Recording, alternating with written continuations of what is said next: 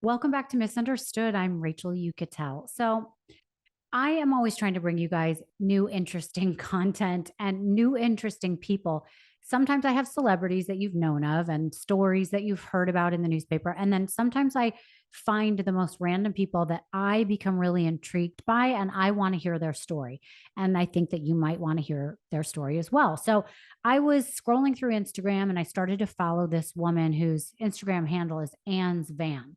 Um, she's a woman who it seemed like she's a single girl.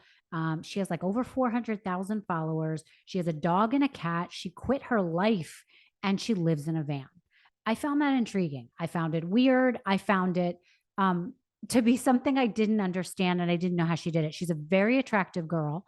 And I thought, is this dangerous? Is this weird? Did something happen that you had a bad experience with a man and you wanted to go live in a van and travel the world? Like, why did she do this? And I kept asking more and more questions every time her page would come up and I would see a new story. I also found it interesting that she was so creative. So her van is beautiful. It looks like how I would want like a guest house to look. She was so handy and I didn't, I just had all these questions. So I reached out to her and it took about a month, but she finally got back to me.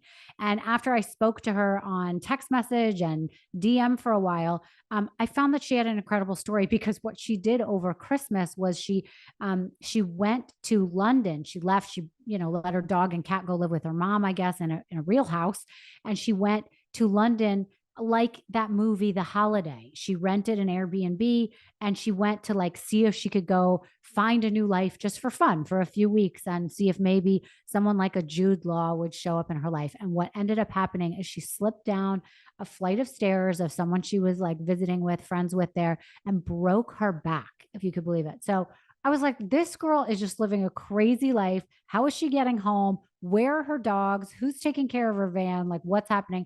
So I had to have her on the show. And I will be honest with you. I told my editor before we started, this is going to be a short interview, 20 minutes or so. It ends up being an hour at least of an interview because where she took it and the answers she had for me and all my questions, I was so intrigued. I invited her to my home at the end to help me build stuff. She is fascinating. So I hope you guys think she's just as fascinating as I did. I'm excited to bring her to you. She goes by Annie. I hope you follow her on Instagram after this and follow her escapades.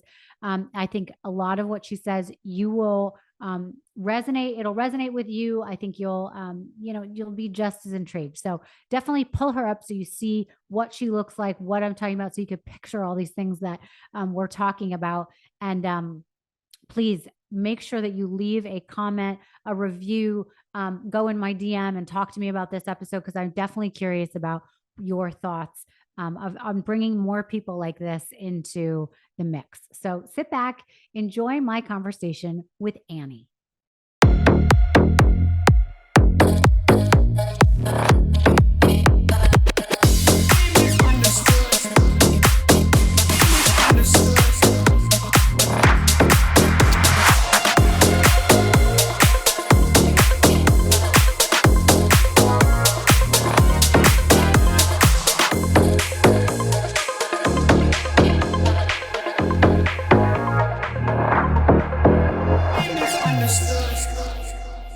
Annie, thank you so much for joining us on Misunderstood. How are you? I'm doing great. Thank you so much for having me. So, anyone that follows your Instagram knows that you were very brave, and over the holiday, you decided to take a trip to London, right? Like you were reliving the movie The Holiday looking for Jude Law, right?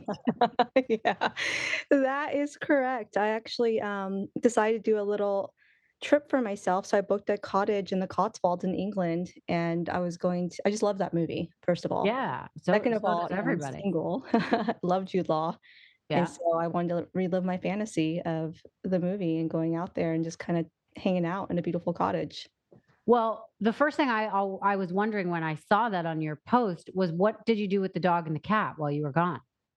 My mom actually takes care of my pets when I'm gone. Okay. So, my van's parked currently on her property in Washington State. So whenever I do travel, she takes care of the pets. Oh, amazing. And Yeah. do they get to go in the house or they live in the van in her Yeah, they backyard? go in the house whenever I'm away. Oh, So, okay. yeah, so, like, Charlie and Emily, so Charlie's my dog and Emily's my cat. They both get to hang out with my mom in her house while I'm away. Oh, lovely. Okay, so you had a great time at the beginning. I take it, right? Was it fun? Honestly, it was the highest of highs, yeah, it was such a great I think it was 2 weeks I was in the Cotswolds in the cottage, and it was probably one of the best experiences I've had in my adulthood for myself. Something I've done for myself, one of the best things I've done. In what way? Why did you like it so much? It's been a long time that I've, number 1, been able to afford to even take a trip for myself, and that's not related to work. And then number 2, like, just taking that time in general for oneself and make it more about yourself and lounging and not doing a bunch of activities or having a set itinerary. Mhm. So for me, it was, like I said, not only a fun idea to relive a little fun little fantasy, but also a way to unplug and be somewhere that I feel like is relaxed and beautiful and quaint and cute. Right. And did you meet any new people? I did. I actually was a lot more social than I thought I would be. So I did have some friends from London come out and visit me in the Cotswolds because the house ended up being 3 bedrooms. And Mhm. then one of my best friends, Kira, surprised me and she came to the Cotswolds as well. And she got to stay for a couple weeks as well. Oh my god, that's Yeah. amazing. So we So, had girls' time. all in all, how long was your trip supposed to be? All in all, it was supposed to be a total of a month and a half, 2 months, not Wow. just in England. It was supposed to be, starting in England and then from there segueing over to Paris and then going on a group trip to Thailand. Oh my gosh, wow. Wait, and were you doing these homes you were renting, like, on Airbnb? Yeah, so the first one is something I found online. I was just kind of randomly Googling places, and so it Uh-huh. was, like, cottages they have in the English countryside, so I found that just online. And Okay. then, when I was staying in London where, I had an injury, I was staying with a friend who lives in London. And then in Paris, I was just gonna stay at a hotel. Right. Yeah. On a side note, when I look at your account, I've always been like, "Oh, I really wanna tell her this." So now I have the opportunity. Have you ever heard of a company called Trusted House Sitter? You know what? No, I haven't, but there's, like, another one I feel like might be the similar. Is it like like a swap? Housing swap?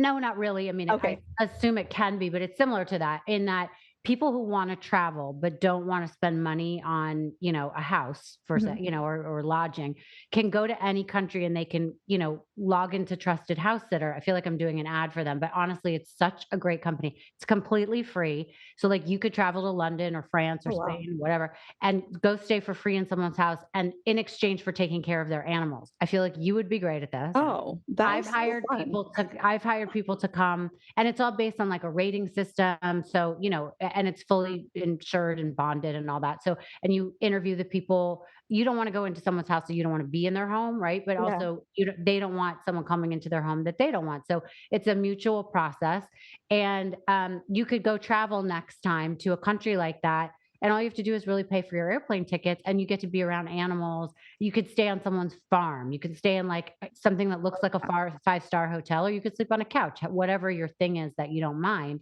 But all you have to do is take care of the animals. So I just figured for your next trip, I'll tell you that so that you don't have to spend money on lodging. I just wrote that down because that's something totally up my alley. Good. And then, okay, so tell people what happened. I mean, for people that don't follow your page, you had an incredibly awful accident. Yeah, so that's what I was kinda saying earlier. It was like the highest of highs, but then the lowest of lows. I was about to add that in. Mhm. And that went from, me being in the countryside for 2 weeks in England and having one of the best times ever to going back to London. And the first day I was back, I was actually at my friend's house. And she has, like, one of those, like, really old school townhomes in England, Uh-huh. and it's all wooden staircases, like, no carpet, period. And I was on my way to bed and, lights were out, it was dark, I was wearing fuzzy, slippery socks, and on the very top of the staircase, I just, like, slipped and bam, hit my back and started blah, blah, blah, blah, all the way down the stairs. I fell down probably at this point halfway down before I caught myself. Mhm. And then I tried getting up, but at this point, my back was already broken, but I did not know this, Mm. and it was just the worst pain ever, so I just collapsed from the pain, and I fell down the rest of the steps. So I fell down I know. I fell down the rest of the staircase, landed on my face at the bottom of the staircase. Um, I never understood how people could fall downstairs. I was like, "Oh, they were definitely pushed." But now I understand how people can get seriously injured that way, and so, yeah, I broke my back, the first day Oh my back to God. London and unfortunately wasn't able to, finish the rest of my trip.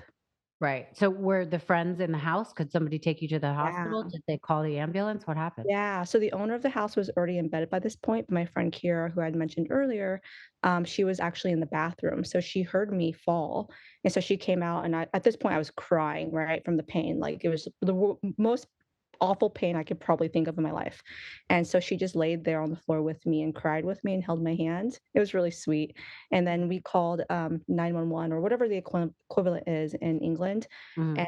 unfortunately, it took them about 6 hours to have the ambulance come. It's a little bit different than America, I know. So they, for some reason, made it non-emergency because I don't really understand how it works, but I guess, like, if you're breathing and you're, responding, it's not life or death. So they put you onto this other wait list for a second ambulance.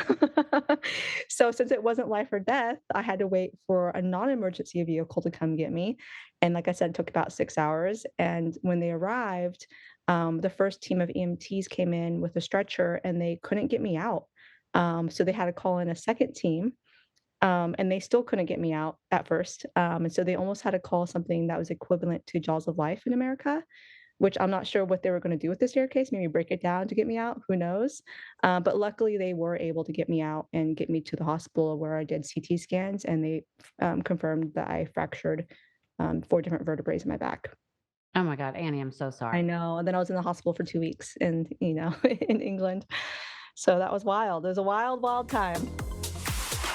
I love that with a new year comes new beginnings and new possibilities. And with OSEA's clean, vegan, sustainable body care, it is the perfect place to start. OSEA provides us with the golden opportunity to start making self care and body care a priority in your life every day. We all know how much I love skincare, and living in Florida, my skin can definitely get dry and flaky at times. We're always outside, in and out of the pool. But then I found OSEA Undaria Algae Body Butter, and I just fell in love with what it did for my skin. First of all, I love a good body butter. It feels luxurious, and we all deserve to be pampered a little bit, don't we? It gives me the best healthy glow. It keeps me hydrated and smooth. And to top it all off, it's not greasy at all. I could be sitting on a chair, putting on clothes, and I feel really good about it. And that to me is really important in a body butter or a lotion. It's got it all. And what I particularly love about OSEA is that for 27 years, their seaweed infused products are not only safe for your skin, they're also safe for the planet. So everyone wins.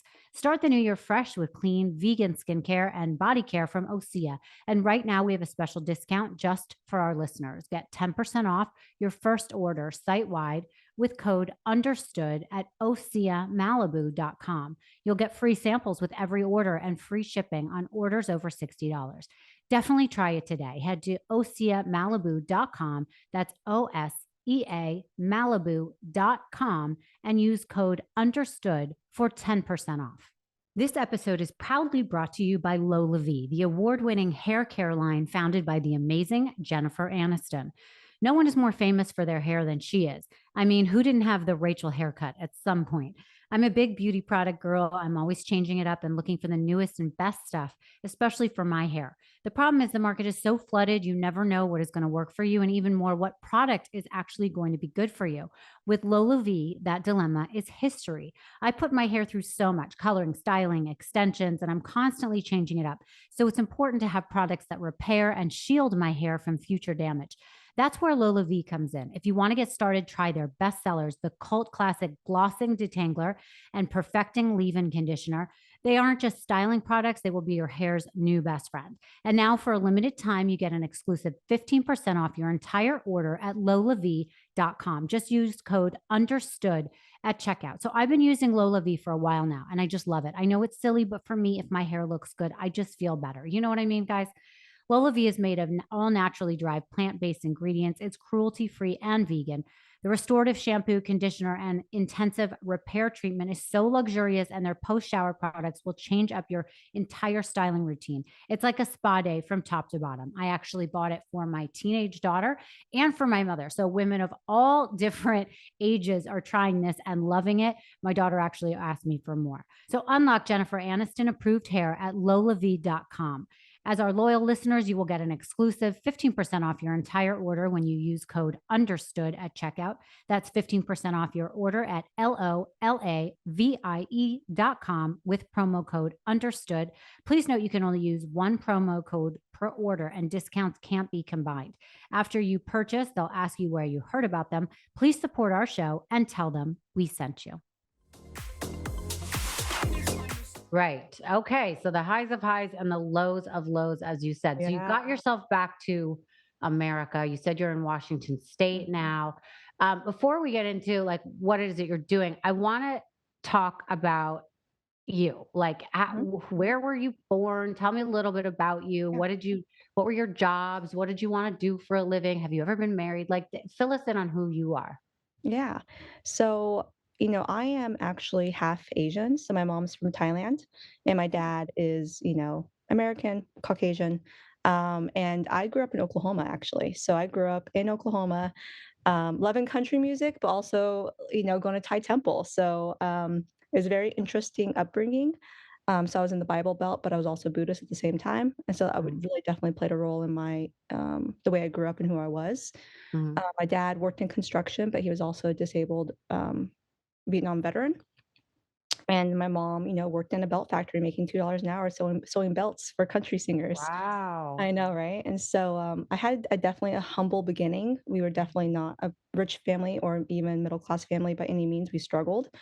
I oftentimes sometimes lived in women's shelters, to be honest. So it was definitely a very interesting childhood, Mhm, growing up without much. And so I think for me, like growing up, I always saw money as something that was success, right? So if you had money, you were definitely successful. And so that played a huge role in like who I was and like how I kind of led my life.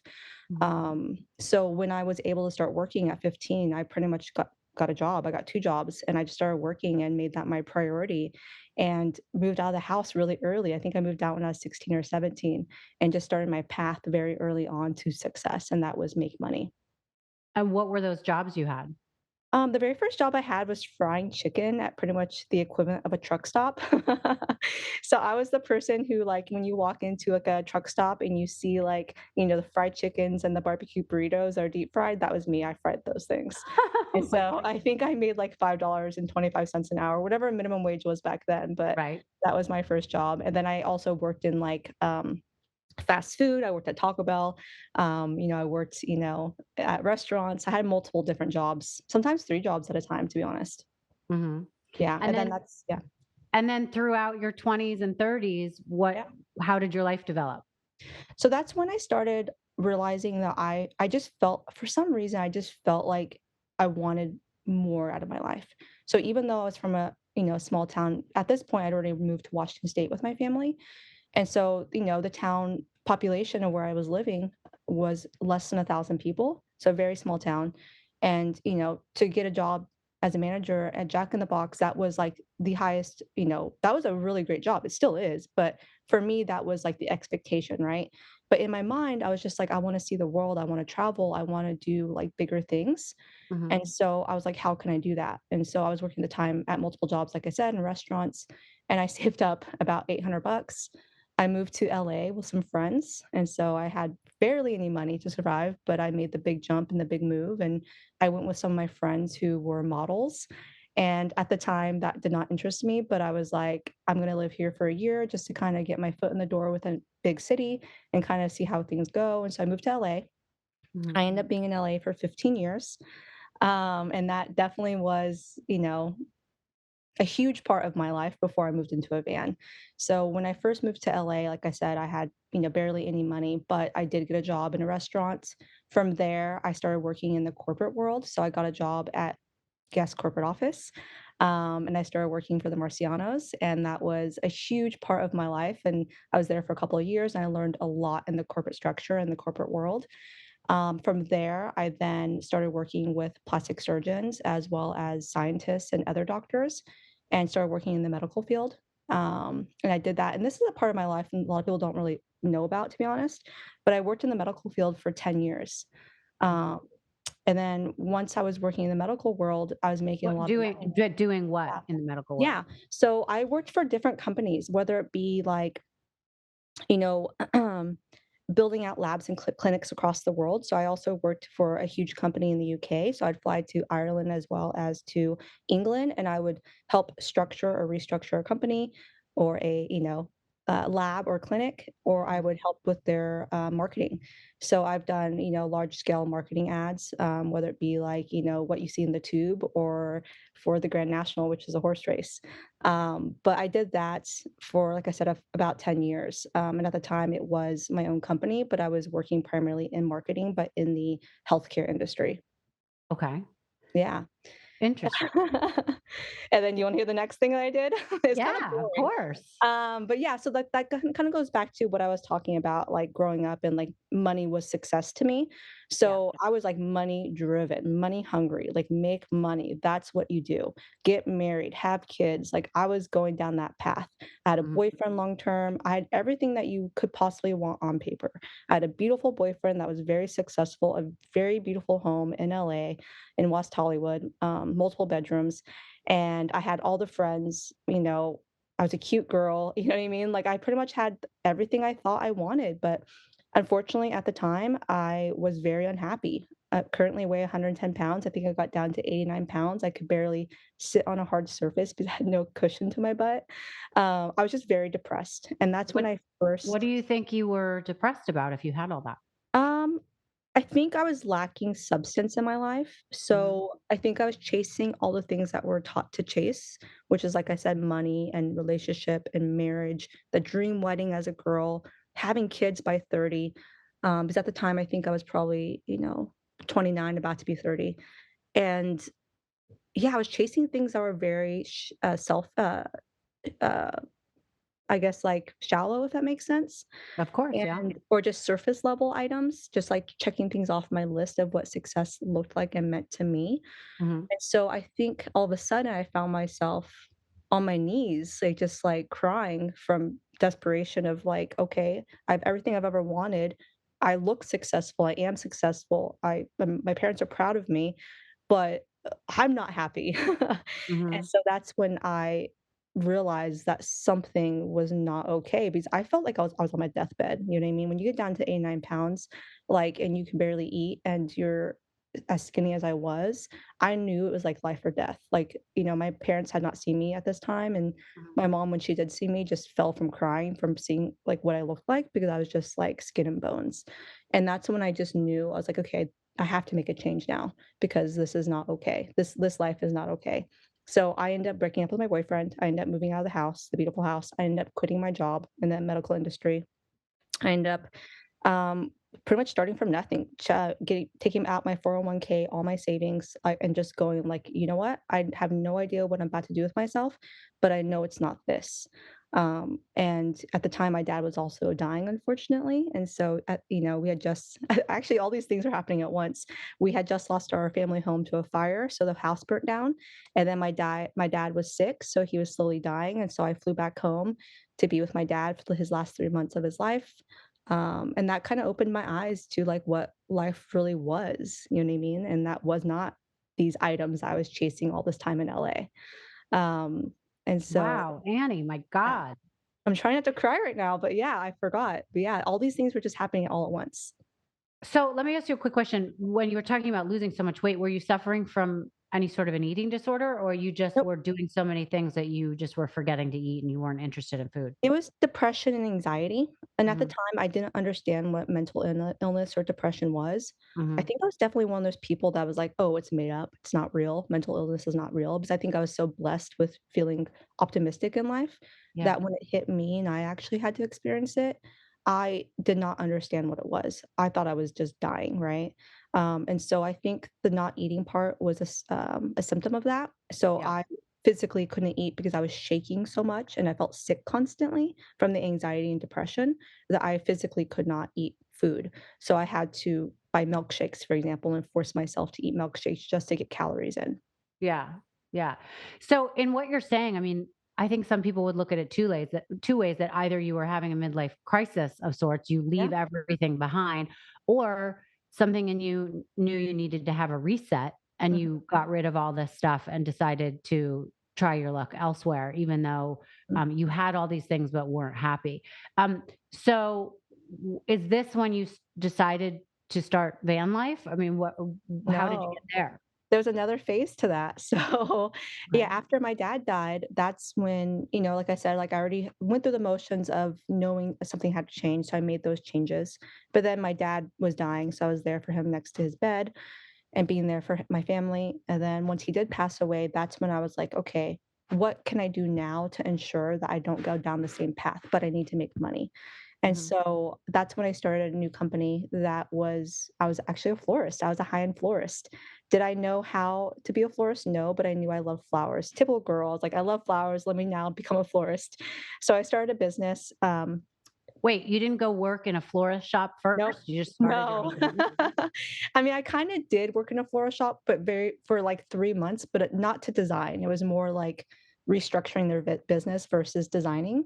So I Uh-huh. never got to actually design flowers, but so I think I kind of fell in love with that little experience of it. Um, but yeah, like I said, I didn't really know what it was I wanted to do, but I knew I wanted to be creative, and Mhm. so flowers was the first thing I thought of, and I was like, "I Did you wanna." make money doing that? Yeah, so when I started the business and kinda life comes full circle, but, I went to the flower market in downtown LA with 50 bucks.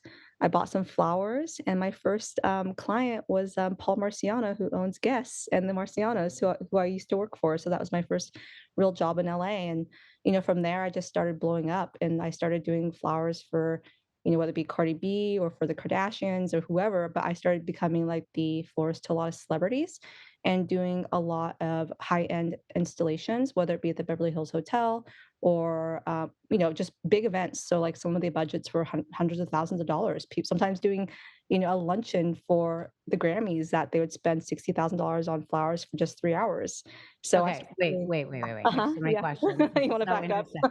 So you did this Yeah. from scratch. You didn't know what you were doing. You started with 50 No. bucks doing this. Yep. So you knew someone who gave you your first opportunity, but you were getting to these other opportunities because of word of mouth. Like, how did you get to work with the Yeah, Kardashians? I think just from being in LA and, knowing the people that I knew, I was definitely connected, you know what I mean? And Uh-huh. so I think since I was a social person in LA, just going to parties and going to events, I just knew a lot of people. And at first I started my business, I wanted it to be very budget friendly and affordable. But in Uh-huh. the end, like your business doesn't really get to choose. You don't get to choose your business. I think your clients kind of choose you. And so in the end, based on who I was hanging out with and the clients I had, they were kind of choosing their own products. And that was more high end, higher, higher spend type budgets. Mhm. And so Mhm. the way I got my clients was just like I said, through my social circle, to be honest. Wait, so tell me what you did for the Kardashians in particular. Well, I'd done some events for them. For example, there was one I'm thinking of in particular that was I'm forgetting her name, but correct me if I'm wrong. But Kylie has a best friend, I think, named Stassi, right? Is that her name? Uh, we would have to check, You would, but yeah, I'd have to Google it. probably. I'm pretty sure it's Saucy, but anyway, Okay. I did one of her birthday parties. So I did one of her birthday parties, at Catch, LA, and Okay. we did all the flowers, the balloons, like, the money, um, like, there was, like, this money gun that flew everywhere. Anyway, we did the whole experience, so it wasn't just the flowers, but I helped do that, for example. So that was one event I did, Mhm. and it was Kylie that actually put the event on for her birthday. Amazing, okay, Yeah. and you said, for example, like, doing an installation might have a budget for $60,000. On something like that, what are you actually taking home? I mean, you have so much overhead, right? Oh, so much overhead, especially in LA. Like, I will say Annie was not rich, but my company made a lot of money. Uh-huh. Okay. So, my company was doing millions a year for sure. Our first year, we did millions, in revenue, but my take home as an employee was not much, to be honest, because I was reinvesting back into my company, and that kind of now segues over to the next chapter of my life because I learned a lot from not taking money out. I was reinvesting for the first 3 years of my business. And like I said, my business was growing. I had 11 full time employees. I was back to being successful on paper Annie, kind of falling back into the routine of what success looks like again, but being Mhm. unhappy. That was me all over again, another cycle of my life. At this time, I owned, a very successful business that people knew about. And so that is actually where van life comes in. So, Well, when wait, before we get yeah, into that, because 'cause I'm yeah, just curious about this Yeah, cycle and then not being happy still. yeah, Were you not happy doing these events? Were you not happy? Because you said you got into yeah, flowers because flowers made you happy and you exactly. liked them. So how did you get to the point where you realized you weren't happy? I mean, it can't just be that Yeah, all of a sudden you're rich and or, wealthy enough to rent a house and, yeah. work for people. Um, I'm hoping that, having some money in the bank doesn't trigger you being depressed. Well, yeah, I think what it was is, like I said, I was kinda going back to the routine without realizing it of Got what it. success looked like, and I was just repeating the cycle all over again, but in a different way, So and the so cycle for you was like the hustling and the yeah, doing things that weren't necessarily making you happy, just as making opposed money. to this Yeah. organic thing that you had started. Okay, I Yeah. get it. Yeah, so it was organic in the sense that, like, the way it was built was organic and, like, the creativity was what I wanted, Mhm. but what I was chasing was the wrong thing once again, right? Got I it. was just chasing money, and becoming this person that I was not proud of. I was not always the nicest. I was really grouchy, to be honest. I barely slept. I was overworked. Um, I was becoming someone I didn't like. So in the sense that I was really materialistic, to be honest. I had a big, beautiful house once again. I was buying the best clothes. I was going to the best parties. And yeah, I just like I said, I was becoming not who I feel like I am to my core. And I was having a lot of really shallow friendships that I feel like now looking back, I realized were one sided because I was able to throw parties and give them things, right? Mhm. Well, yeah. And so, during this experience, I knew I was unhappy once again, but I didn't know how to get out of this cycle. I felt very stuck, especially owning a business. You can't just walk away from it. Um, Mhm. so it's a blessing and a curse, but COVID came, and that's when life decided what it wanted me to do. I had no choice anymore, and that's when I really lost my business because events were canceled because of COVID, the shutdown. Mhm. And so March, I'll never forget, March 11th was when, everything started shutting down, and I was on a ladder at the Chateau Marmont, doing an install for Rachel Zoe and doing this beautiful party. And that's when I was finding out all my clients were calling me canceling, getting refunds, and me just slowly losing my business in a course of hours to the whole weekend. So life chose what it wanted for me, and that was to lose my business once again. And everything was shut down, including me. And that's Right. when the van kind of came in. So at this point, how are you feeling? I mean, I know everybody was feeling very anxious and unsure in Yeah, those times. Were you really scared or were you like, oh, wait, this is a blessing in disguise? I'm used to reinventing myself. yeah, This doesn't make my heart rate go too high yeah. because I've been through this. Like, what was it for you? The initial knee jerk reaction was failure, Okay. and crying. I'm not gonna lie, a lot of crying March 11th through March 15th. I won't forget that. Very much being scared. I think everyone was scared. None of us knew what Hmm. was happening. LA was very shut down. We're definitely not a conservative state. It was a very liberal state, so we were very, very shut down and couldn't go anywhere, do anything. Very uncertain about the future. But in my mind, I was like, okay, this is only going to be 2 weeks long. So I was like, pick yourself back up, Annie. Things will be fine in 2 weeks. Hmm. So initially, that's how I felt. But then, as we all learned, it was not the case. It did not last 2 weeks. It was much longer, and that's when I started realizing, holy crap! Like I have to really think about now how I make money because events are not going to come back. My bread and butter is gone, right? And I wasn't working with doing private events for private homes. I was doing big brand deals with Hmm. huge brands. And, those brands are not gonna have private, basement parties they can hire me for.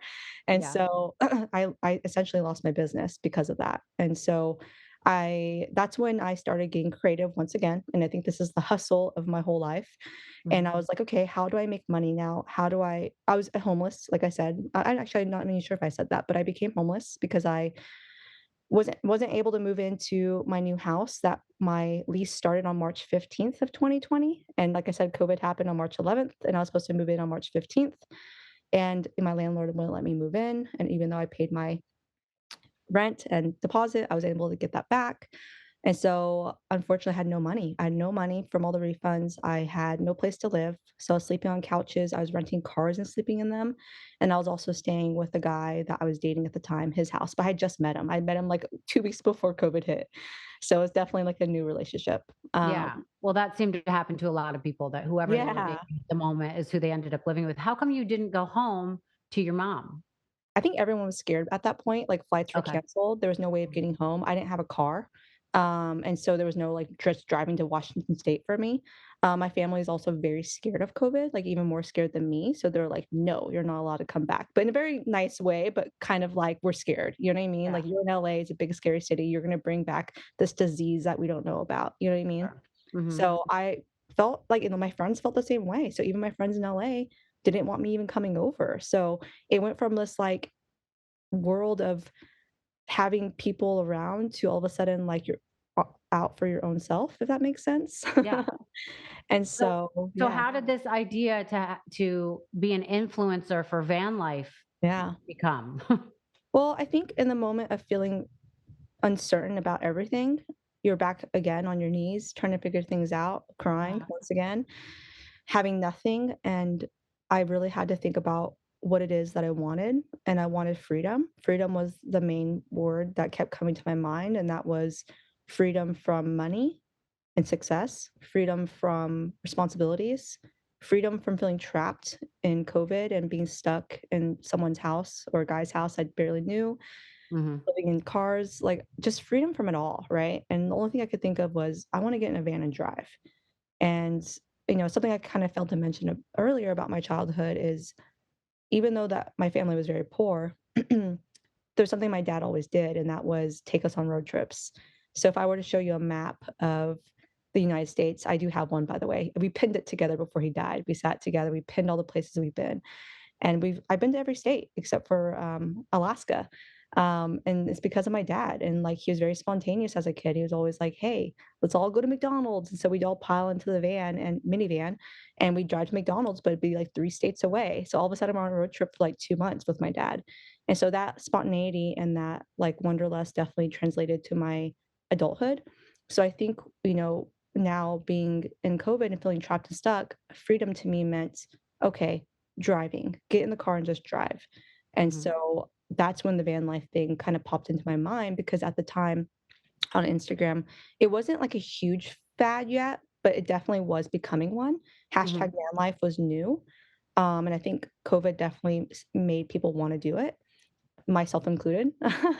Well, And I so, remember thinking I lived in New York City at the time. I wanted to get an RV. I actually even researched buying one and yeah. like driving around the country. But, I had a daughter at the time who was like Mhm. 8 or 9 or whatever.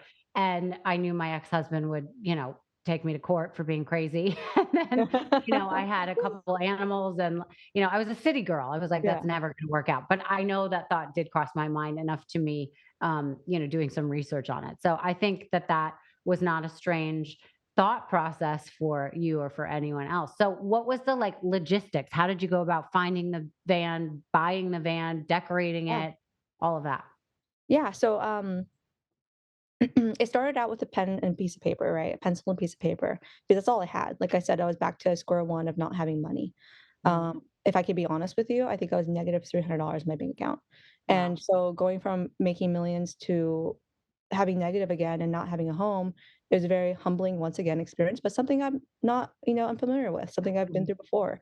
And so I think, like, once you've been poor in your life, being poor is not scary anymore. Like, you can do it again, right? And so For sure. I was like, okay, how do I get myself out of the situation? So imagination, number one. Number two, pencil and paper. So I started drawing out what I wanted from a van. And that's when I got onto OfferUp, which is an app that you can kind of like Facebook Marketplace. You can buy, items from people, used items. So I Mhm. started just like researching and looking for vans that I thought would be a good fit for me. And, I did go look at certain vans that just were not a good fit, but I did find this one, the one I have now, which was about 3 hours away. It was like I can't remember where I bought it. It was like the valley, not the valley. It was like out in the desert somewhere outside of LA. And but I did find this van online. It was 3,000, actually $4,000 is what they priced it at.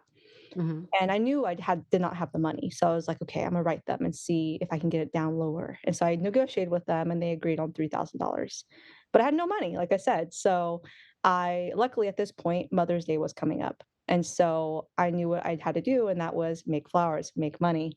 So I started posting on social media. I think at the time, I had probably 20,000 followers, and they're Mhm. primarily because of flowers, right? So they my followers because of flowers.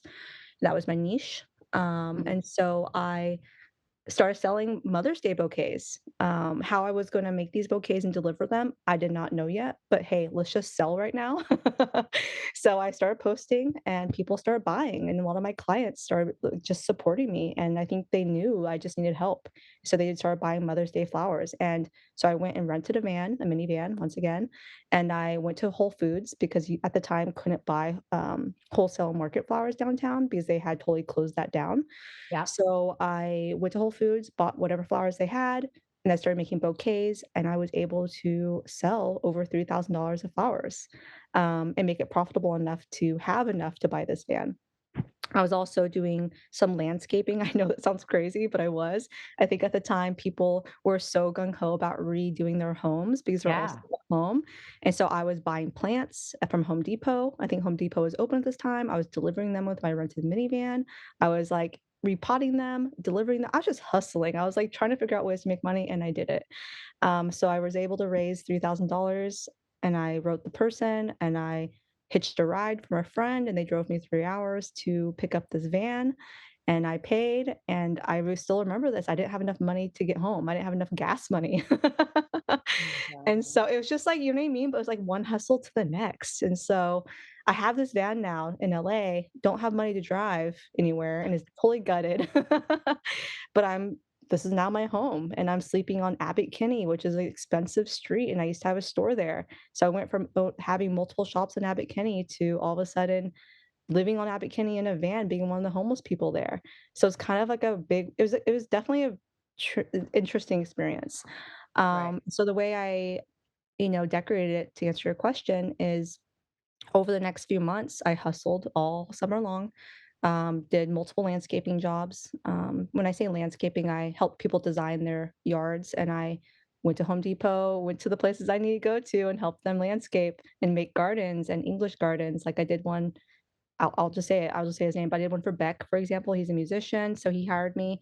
I did some for friends, so I did some for certain people, and I was able to save enough money to not only get myself out of the van, kind of, because I kind of rented this like mini apartment, but I also was able to start renovating it. So on the streets of Abbot Kinney, I just started, or in the Home Depot parking lot, for example, I would just go buy tools. I would go borrow tools. I would buy the things I needed to do the renovations of this van, the build out, and I would slowly start building it over time. This story is so incredible, I can't even believe it. So, but Yeah. how did you know how to put, like, a stove in a van? Like, how I don't even understand how you would learn this stuff. YouTube University. Oh my So god. yeah, honestly though, I will say this, like growing up with my dad in construction, I did have to like lay bricks occasionally, like with my dad, or like Uh-huh. do like the typical lay sod for him, like whatever it might be. So he did instill that hard work in me. And number Mhm. two, like um just doing flowers, for example, it's not just flowers. I did big installations, so building a flower wall, cutting wood, all those things I learned from my flower company. So I took what I learned, the basics of using a drill, for example. I took all of that I knew, and then I went to YouTube and I just started looking things up. And you can go online and like look at these like cookie cutter, designs off for a van, right? But most of those were for sprinters. Sprinters are like $200,000 vehicles that I did not have. So I had Mhm. to be very creative about how I created this. So back to that pencil and paper I talked about earlier, I had drawn out exactly what I wanted over the course of a month, and I knew exactly what I wanted. And so I just took multiple different videos I saw online, and I created my own van based on what my needs were and my budget was. And so, for example, if you look at my van, there's like this really beautiful cabinet that I use. It's from the 1800s actually, and that is part of my kitchen. So it's my storage and my kitchen, but that was actually in my flower shop, to be honest. So something I took out of my flower shop, I cut parts of it off, like the top cabinet, and then I installed it into my van to become my now kitchen. So I saved money there by just, like, kind of using and recycling items. Right. So when you were becoming homeless or having to close different stores, did you put some of your stuff in storage? I mean, Yeah. So okay. everything was in storage. So everything I had material-wise were actually in these 2 massive storage units. That's when I realized too, like, how much crap I was kind of hoarding on to and holding on to and how much stuff I actually had. Like, I'm not making this up, I actually had 2 living rooms. So I had enough furniture for 2 living rooms, multiple bedrooms, multiple shops, like, just a lot of stuff. Yeah. So I also I failed to mention that part. That's actually how I made money too, is I went on Facebook Marketplace and OfferUp and started selling some of my items. So that's also how I was able to make money too, during COVID. I kind of forgot Wow. about that, to be honest. And then the That's rest of it I just amazing. got rid of. Yeah. Right. And Right. so I was able to reuse some items, sell some items, and yeah, like I said, just, building with my own budget and, like I said, from the Home Depot parking lot, I used one of my friends had a woodworking shop, so I used his shop as well and his tools, so I wouldn't have to buy my own tools. Made a lot of mistakes, fixed them, and redid them, so So now, do you always keep a little apartment somewhere, or are you at the point now where you are fully living in this van? yeah, no, I don't have an apartment anywhere. So when I mentioned I kinda had an apartment, it was actually remember I told you about that place I was most supposed to move into on March 15th, Yes. 2020? It was Mhm. that place. So Got they actually finally let me move in, and that was I can't remember which month is at this point we're in now, but it was actually a shop. So it wasn't a residential place. I had to secretly live in the shop. It was actually for my flower shop, so that's why I don't really talk about it much because I legally was not able supposed to live in there. It Oh, was I my see. Okay. actual flower shop that I had rented, and so I would sleep between my van and my flower shop, secretly. Okay. But I get it. So it gave you Yeah, a bathroom, or like, did it have a shower? it did have a shower, so yeah, Okay. it enabled me to work on my van, which was outside on, in the on the street, and also able to sleep in my flower shop and start working and doing flowers So again. at some point, were you at the place where you were like, okay, my van is done. This is great. I'm going to move on from here Yep. and just live 100% here and start going on Instagram. Yeah. So that's where we talk about the shop now. So now I have this lease on this shop. Luckily, it ended on December 31st, 2020, the lease. And so as I'm building out the van, this is like now in the fall of 2020. Um, I'm utilizing this shop that I have and lease that I have, knowing, okay, I have two choices right now. One, I can go down the path that I was on before, which is the flower shop business and doing events if it ever comes back, because at this point it did not come back. Or I could run away from it all and just get in my van and go. So I created another option for myself where before I didn't have an option, right? And Mhm, so I took a drive in my van up to Yosemite in December. I think it was like beginning of December, knowing I had to give either sign at least December 31st or I had to give it up, mhm, my LA dream. And so I drove to Yosemite in my van and I knew this was like a soul searching trip for me. And I met my sister there. She came down from Washington. It was like a good halfway point. And we just kind of hung out in nature for the weekend. And I got to finally drive my van and experience my van in its setting outside of LA. And I was like, "Yep, this is what I want. This is what I want. I wanna be in my van, and I wanna be in nature, and I don't wanna be in LA, and I don't wanna be chasing money, I don't wanna be chasing that dream anymore." And after that weekend with my sister, I just came back to LA, and I told my landlord I was out, and I decided to dissolve the lease, sell everything that I had at that moment still in storage or in the shop, and I jumped into my van, and I started my drive. I started my journey. So, and then what were you planning on doing for money to Yeah, so at this basically pay point for gas and yeah. food? Yeah, so at this point, like I said, like, I still don't have a lot of money, doing better than I did, back in March of 2020, but definitely still was paycheck to paycheck kind of person. And so that's when I had to get creative once again. Okay, now I've finally gotten rid of the LA dream, the shop dream, the business dream. Now what do I do I think at this point I'm now 37, 38 years old. And in my mind, I'm like, wow, I'm wasting some of the best years in my 30s looking for a husband. Like, it's such a dumb thing I was thinking in my mind, but it was. And, silly me, I also, part of me didn't want to start the van life because in my mind, I was like, I had got to wait for a man for this. In my mind, Mhm. I was like, I need a man to help me build this out. In my mind, I was like, I'm wasting my best years looking for a partner. Like, there was a lot of things going on in my head to make me stop and not wanna do it, but I Mhm. knew I was waiting for no reason. Um, and so when it comes to making money, that's when I started thinking about influencing and becoming a creator. It's never been something I liked or wanted to do because I don't wanna be in the spotlight. Like I said, my friends were models and celebrities, but I was not. I definitely did not wanna be on TV. But I knew I had to do something, and I knew I had to do something that wouldn't cost a lot of money to start. And so I just started casually posting on Instagram, but not gonna lie, didn't like doing it. So I kind of battled Instagram for a while and started actually meeting up with other van lifers that were influencers with a lot of followers, and they were having brand deals. I wanted to associate with people that I wanted to aspire to be. And so Mhm. I started just hanging out with other creators and learning from them. And in that process, I met this girl who was living in her van, and I still remember what she said to me that stuck out to me. Um, I was talking to her about Instagram, and I was like, "How do you make this successful? Like, how do you make money from Instagram? Because I wanna do it, and I've been trying for 8 months now, and I or months now, and I don't know how to make money." And she goes, "Annie, this is your problem." And I go, "But I don't like it," is what I said.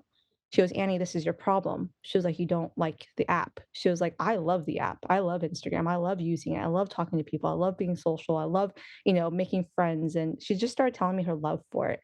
And that's when I was like, "Okay, I gotta change my mindset now." And Mhm. so that's when I started taking Instagram as more of a serious career and Mhm. kind of being like, "Annie, put your ego to the side. Yeah, you might have been this big badass woman, entrepreneur, business owner in LA with all these amazing social circles, but you're not anymore, right? You're now this humbled, kind of broke woman in her late 30s in a van now. And so you got to just put yourself out there." And so that's when I started posting and started taking it more seriously. And that's when I started making money from it.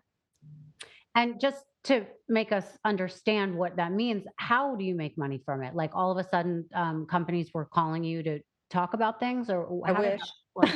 Okay, so tell Yeah, me how. I wish it was that simple, right?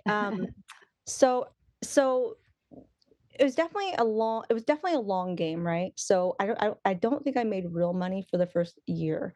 I made small money, right? So whether it be $500 here and there, $300 here and there, very small, transactions, which was fine.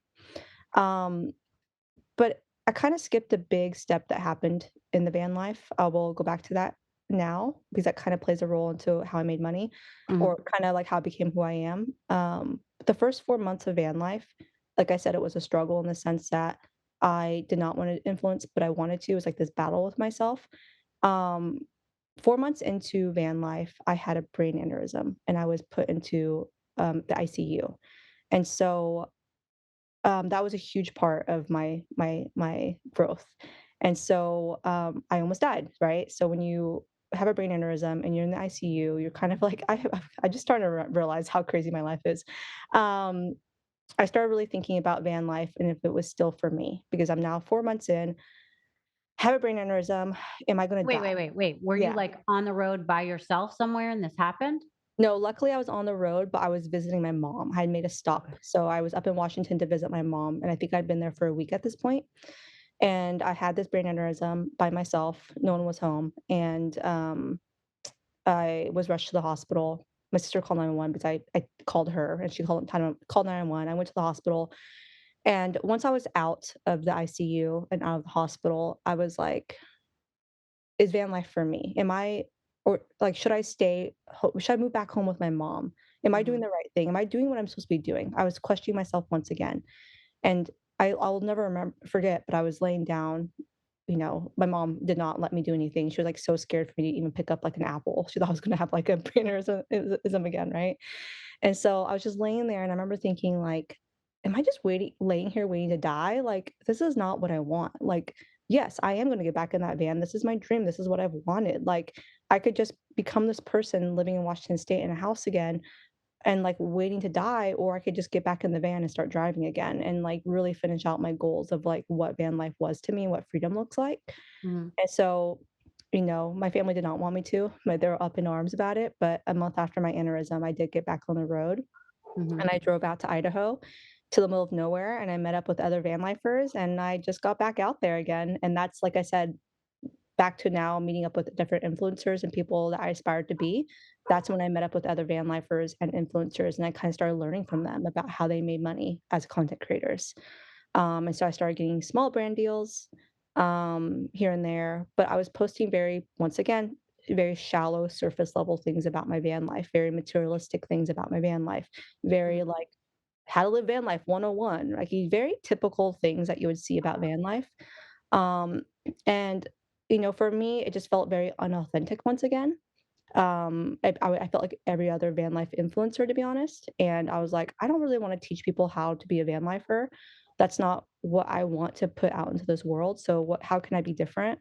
And that's when I started sharing my struggles. I started being more real about things. mhm, So instead of looking like this rich trust fund kid living on the road in a van, I really wanted to make that was 20 years old, I really wanted to make sure because I look young, right? So I wanted to make sure people understood my struggles and how I got there. And mhm. so I think I was one of the first people to do it, to kinda share my struggles and be more authentic in who I was, and, Right. sharing that I was in my 30s, late 30s, and about to be 40, and struggling with the thought of what death looked like and how that felt growing older and aging and being single and turning 40 and not being married and not having kids and not having money and not having a home, and, like, really sharing my struggle. And I think that's when brands started really wanting to work with me, when they saw how authentic I was and how Mhm. big my engagement was, because I went from having 10 comments on a post to now thousands, right? Because people wanna engage. They wanna talk to me, they wanna be my friend, they feel like they see, like, part of themselves in me. And so that's when I started making money from Instagram, is when I started being who I was. So what kind of first of all, is that how you make money now, just solely on, being an influencer on Instagram? Yeah, so now how I make money is social media, Uh-huh, brand deals, social media, affiliate ads, whatever it might be. uh-huh. That's definitely my bread and butter. I don't make a lot of money. I'm not gonna say I'm rich by any means, but I definitely keep my overhead low. So I Right. just know how to budget better now. So I can make less and live more. And that's the goal for a lot of people, right? I feel like I accomplished that finally. But I did start a new business. So that's actually how I make money as well now. So I did start a new business back in August, and I'm doing group trips around the world. So it's not just me hosting group trips, but I now work with other content creators and celebrities and athletes to host their own experiences around the world and host their own group experiences with their followers. And I'm the one who puts the entire trip together and makes sure they go smoothly. Not in a van. Not in a van. It could be Okay. a five-star hotel, it can be a retreat, it could be whatever experience they wanna create. But yeah, I do have a new company called Far West Travels, and we create experiences. That is amazing. You're always a hustler in the best Always a sense hustler, of yeah, the word. I always. love that about you. Yeah. Okay, just a couple details I'm curious about. Yeah. So, where do you shower? Like, in my van? Yeah. Is Okay, there a cool. shower in there? Yeah, so I have an outdoor shower, and I also so she is I'm the only reason I'm laughing is that this is, like, the number one question I get constantly, which is so funny to me. They always ask, "Where do you go to the bathroom? Where do you shower?" Yeah. So showers for me, if it's nice outside and I'm in a remote area that I'm able to do this, I have an outdoor shower that's magnetic that just pops onto the outside of my van, and it has propane, it's heated, I can take a hot shower, I can take a cold shower, etc. So I have an outdoor Wait, but shower. where is the water coming from? So from a water tank. So I have, like, these 2 military grade style water tanks that I have that you have to fill up. I know. And it has a water pump, so it pumps water from the, water, or, by the way, it also has a water, like a big hose and filter, so it's 100 feet long, the hose, so I can go and put it into a water source like a river or a lake, Right. and it pumps water from the lake, filters it, and makes it hot. It's like it puts the iodine in it. There's no Giardia or whatever. Everything. Yeah, it's Yeah. clean. Yep. Oh my god, that's amazing. And going to the bathroom? Sorry to ask, but No, it's okay, everyone's but gonna yeah, wanna so know. actually, I was gonna say that's not the only way I shower. I also shower at friends' houses or Okay. also Planet Fitness, so the gym. And I think all van lifers have a membership at Planet Fitness. It's like Uh, $10 a month, and they're all over the US. But yeah, the bathroom, I used to have a toilet that I installed that was it has a flush, but you have to empty out you know, the stuff yeah, yeah. afterwards, Mhm. and I just did not like that. I had way too many accidents where it would flood my van and cause chaos, and so I got rid of that toilet. I know it was not good. Um, 0 out of 10. So I got rid of that toilet, and I now have, like, this toilet I bought from Walmart for $25, and it's just like a folded little seat that you have, and with, like, these little bags that have crystals at the bottom that kind of changes. I don't know what it does, to be honest, maybe it helps the smell, but that's usually what I use to use the restroom, is this little $25 camping toilet Oh from my god. Is Walmart. Walmart one of your sponsors? I've worked for Walmart now at least 5 or 6 times. I currently have a job with them that I'm about to post about soon. Good. I'm Yeah, happy for you yeah, about that. yeah. Where do you get your mail? It depends. So if I'm on the road for a long amount of time, then I primarily get things on Amazon, and I just go to Amazon lockers wherever I'm at, or I'll have it shipped to a friend's house, or you can do general delivery to any post office with your name on Okay. it without a PO box. And then, yeah, so usually, like, if I have a brand deal, for example, and I can't do Amazon, then I just use a friend's address, or I use general delivery at the post office. Got it. Yeah. I've seen you say that you are not lonely. Is that how is that possible? Facts. It's facts. I know it sounds like I've solved life, but no. I think I've felt loneliness so much in the past, especially in previous relationships. Mhm. Maybe that time I told you about when I was 89 pounds, Yeah. having absolutely everything. I think that was the most lonely I ever felt my entire life, being Mhm. surrounded by people, but still feeling lonely. Like, you can still feel that way. Yeah. And just dealing with my own mental illness back then, I realized what loneliness really meant. And it really comes down to being content with yourself and loving yourself and working on yourself. And it's ever evolving, right? It's constant work on your relationship with yourself. And Yeah. I realized I could be lonely no matter what I have. And I've already felt that in my 20s and my 30s. So going into my 40s is really important to me that I no longer feel that way. And that was back to self love and working on myself. And so, yeah, I don't ever get lonely, to the point I sometimes worry about myself. I'm like, "Am I the problem? Like, is something wrong with me?" But I think it's just the work I've done. Well, you also have these 2 amazing pets that you travel with, and, Oh, for sure. anyone that's an animal lover would know that it's hard to feel lonely when you have these Oh, furry for guys sure. around. They Yeah, definitely, I think, have helped a lot. Yeah. yeah. Um, I think another thing that I would want to know is about relationships. I mean, do you ever want to be in another relationship? How do you date? Are you on Yeah. Bumble? Like, what tell me about that. I love it. I actually love talking about my dating life. I don't really do it often on Instagram, Mhm. but I feel like I want to this year. So I do date. I have some hilarious dating stories on the road for sure. Like, one time, I'll give you an example of one story. Like, I was in Idaho and I met this hunter, and I met him at a bar. Like, I think it was like at some bar after a country concert, and we went on a date, and all of a sudden I moved my van outside of his apartment, and I was his neighbor for the week. So I pretty much just started dating him for the week because I parked my van outside of his house. So that's kind of how I meet guys on the road. So I have a lot of fun experiences on the This road, is just such meeting a great different story. people. I Okay. know. He was hot. But yeah, so that didn't work out, unfortunately. But yeah, I'm also on dating apps. I'm on Raya. I'm on, not Bumble, but I'm on Hinge. I love Raya and Hinge. I've used those a lot off and on. Okay. I got a boyfriend one time, during my van life, and not a lot of people know about this because I did not post about him, but I did have a boyfriend that became my fiancé. I know, and he moved into my van with me. I don't know why I let him, but I did. Did he not have a house that you could move into?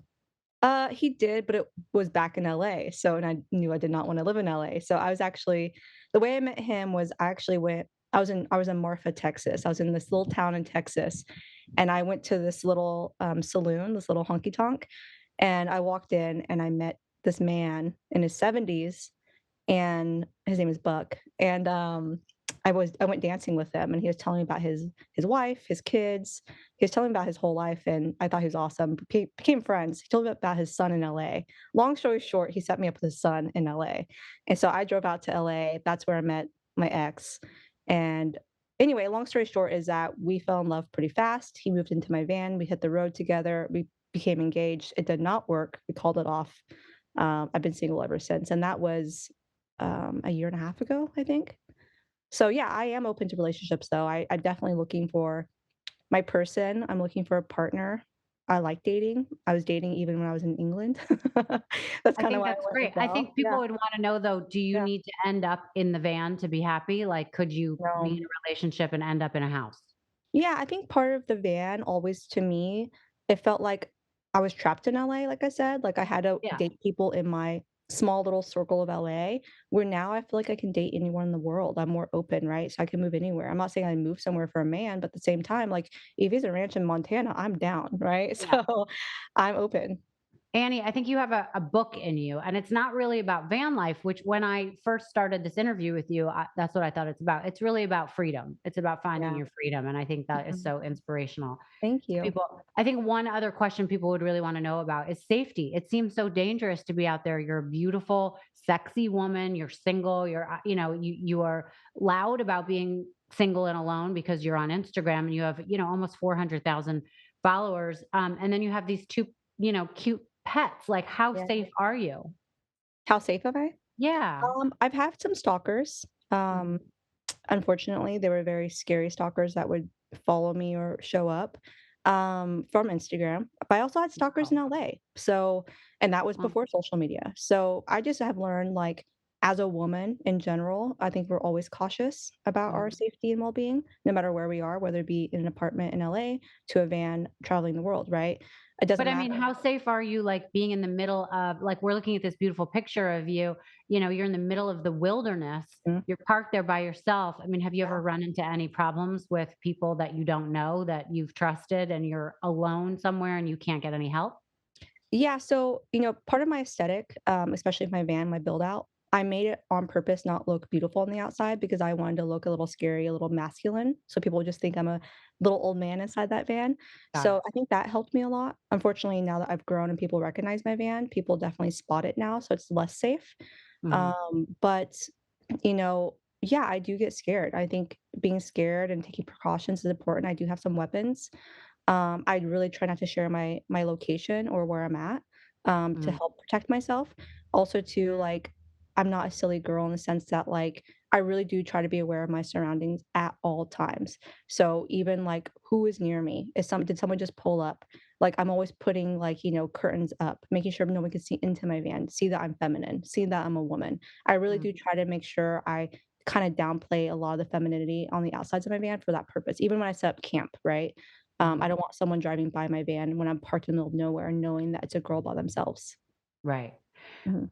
Is there anything that you miss about your life that you think, you're looking forward to? And then do you think it'll be hard transitioning back into real life ever? Or will you always keep this van in your driveway and just kind of Mhm. take off when you want to have weekends?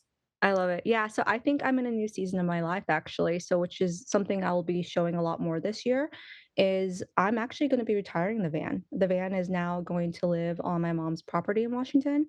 It's gonna have its cute little yard, it's gonna stay put, because I'm currently building out a cottage, but on a truck. So I recently just bought a truck. It's a badass truck, newer, and I'm building a cottage. And actually, I did put a couple reels out showcasing the build, but it's going to be, if you can imagine, like the cutest little English countryside cottage on the back of a truck with the little back porch and rocking chairs. You'd have to use your imagination to imagine it, but it's going to be a tiny house on the back of a truck, and that's what I'll be actually traveling in. This year for me looks. I do want to be nomadic still, so I do want to make this my primary home. This cottage truck, it's allowing me to be more creative again because I feel like I've plateaued with the van that was built on necessity, where this Mhm. could be a little bit more creative for me. Right. I'm actually currently helping my mom, and I've been doing this since last summer, and that's why I've been in Washington a lot. I've been helping her rebuild after the fire, so we finally built her a one-bedroom home on the property. I've Wow. been, cleaning the property all summer and putting my resources there, so that way all my resources go to this house or this property. But I'm hoping to build her a greenhouse this year. There's a lot of things, like, when it comes to building, for example, that I'll be doing this year on her property for her, but I Right. hope to still be nomadic. So I'm gonna go, have the home base be Washington, and help her out with the property, but also still travel. I mean, I'm kind of speechless. I think you're so amazing. I Thank think, okay, so now you. instead of van life, it's going to be truck life. I think you Yeah. have to start a business now where people can hire you to come to their area and you can build them out a van or a truck, or like even one of those little guest house in the backyard. Yeah, You seem like you would be efficient at it. You could do it quickly. You could do it probably for less money than people that are spending money on a real contractor. And you yeah. can make it this beautiful, like countryside little cottage. I might have to fly you out to Palm Beach to have you do Yeah, that. I love that you're saying all this because honestly, there's 2 things that you mentioned that I have not even touched on yet that you've kinda called out my year. So one is a book. It's something that I'm working on this year. I Okay. am writing, so I'm hoping to hopefully publish, who knows when, but I'm hoping that's part of my year. Number Mhm. 2 is so LA, but I am talking to someone about potentially a TV show. Like I said, I never wanted to be on TV, but it's for something that I would like, which is design. And Mhm. so part of the concept is I think I would be somebody nomadic driving from one place to the next, helping design things out. I won't give too much away, but these are 2 ideas that you just touched on that I've been thinking about, which is so Annie, fun. I'm I like just got laughing. chills. I I know know, it's I'm gonna laughing. happen for you. It's so awesome. Yeah, Okay, my last question then for you yeah. is, are you finally happy? I think happiness is it's an interesting question, right? Because I think And I that know it's complicated. Yeah. yeah, it's complicated. I think happiness ebbs and flows, and I think allowing yourself to be unhappy is really important in your self-growth. Mhm. So I think oftentimes I find myself happy and content, and oftentimes I find myself very sad. But I think it goes ebbs and flows, and I'm allowed to receive sadness differently now, I think, and not see it as a, oh, I'm unhappy, right? So in general, I think I'm happy and I'm content and I feel fulfilled in my life. I also think, oh, I'm trying to cry right now. But, a lot of times when I'm in a scary situation, let's say flying, I hate flying, for example, I'll be on a plane and I pray and ask myself, Annie, if this plane went down, would you be okay with dying, for example? And, I ask myself these questions, and back in my 20s and 30s, I'd be like, no, I have so much life to live. But now I feel like a lot of times I'm like, you know what? I feel like I've lived a really good life. And so I think that I'm crying, but I think that goes to whether or not I'm happy. And I think I am, you know what I mean? Because I feel like I've ticked a lot of boxes. You have ticked a lot of boxes, but you have a lot more to live for, Yeah, but you know I what I think mean? Sorry, I didn't I make think it sad, something but that you yeah. should but I think something Yeah, you should learn maybe is that when you feel sad, it doesn't mean this time that you yeah. need to get rid of everything in your life and Oh, start for over. sure. I think you found a huge, amazing niche for yourself that you are free, you have the opportunity to be happier, and you have the opportunity to kind of start over every day in a new place. Mhm. So Yeah. I encourage you that when you feel sad to know that it is totally okay. And to the Yeah, extent that thank you feel you. sad is to the same extent that you feel happy. So I think that those are all normal feelings. I totally wish you the best of luck. Thank you. I'm glad I have your cell phone because I'm absolutely going to talk to you about Yeah, coming to visit me and help me build I would out love some to. stuff. And, if I can't fly you because you're scared of flying, maybe you would I start fly everywhere, so filming what it's like to go from state to state and find other people to work on their properties with stuff. I mean, yeah, I think it's a great idea for a yeah. show. And I think, but a legitimate way for you to make money. And I'm hoping people that listen want to get in touch with you and sign you up for some projects. So where can people Love find it. you and get a hold of you? Typically Instagram, that's my primary platform, and on there too is my email, my contact information, so yeah, all there. For people that are listening and not watching, say Oh, what yeah. your Instagram is and your Yeah, contact. my Instagram is Ann's Van, but with 3 N's, so it's ANNNSVAN. Got it. Yeah. Annie, I wish you the best of luck. Thank you so much, you're so You sweet. you Thank are going to you. be great. I know it. I just know it. I appreciate it. Thank you so much for having me. Of course.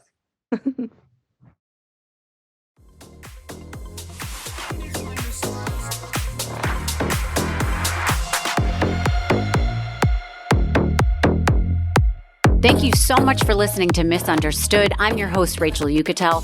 Please be sure to subscribe to the show and give us a 5-star rating and review.